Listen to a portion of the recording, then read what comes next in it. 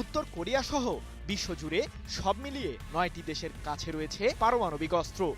মার্কিন think tank arms control অ্যাসোসিয়েশনের এক জরিপ বলছে, উত্তর কোরিয়ার কাছে বর্তমানে প্রায় ৯০টির মতো পারমাণবিক অস্ত্রের ওয়ারহেড রয়েছে।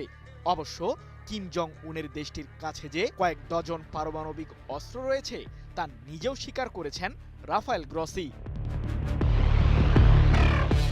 তবে পারমাণবিক অস্ত্র বৃদ্ধি ইস্যুতে উত্তর কোরিয়ার এমন প্রচেষ্টা নতুন কোনো ঘটনা নয়।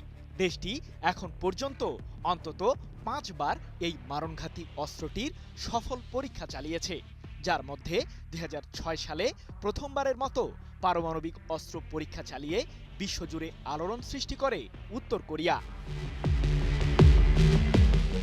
এদিকে ইরানকে ঘিরে মধ্যপ্রাচ্যের আগুন যখন নিভু নিভু অবস্থায়, ঠিক তখনই উত্তাপ ছড়ালো কোরীয় উপদ্বীপের দুই দেশের মাঝে।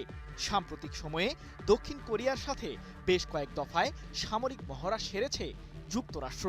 এমনকি কোরীয় উপদ্বীপে যুদ্ধ পরিস্থিতি তৈরির পেছনে ওয়াশিংটনের সংশ্লিষ্টতার অভিযোগও তুলেছে পিয়ংইয়ং, যার কারণে মার্কিন প্রশাসনের চক্রান্তকে বৃদ্ধাঙ্গুলি দেখিয়ে ব্যালিস্টিক মিসাইল নিয়েই বারবার গর্জে উঠছে উত্তর কোরিয়া।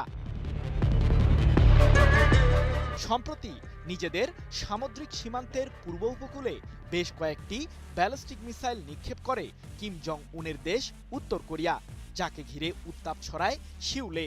কারণ টানা কয়েকদিন ধরেই ক্ষেপণাস্ত্র দিয়ে এমন উত্তাপ ছড়াচ্ছে কিম জং উনের দেশটি। দক্ষিণ কোরিয়ার সামরিক বাহিনী জানিয়েছে, উত্তর কোরিয়ার ক্ষেপণাস্ত্র উৎক্ষেপণকে ঘিরে বিচার বিশ্লেষণ শুরু করেছে সিউল ও হোয়াইট হাউস।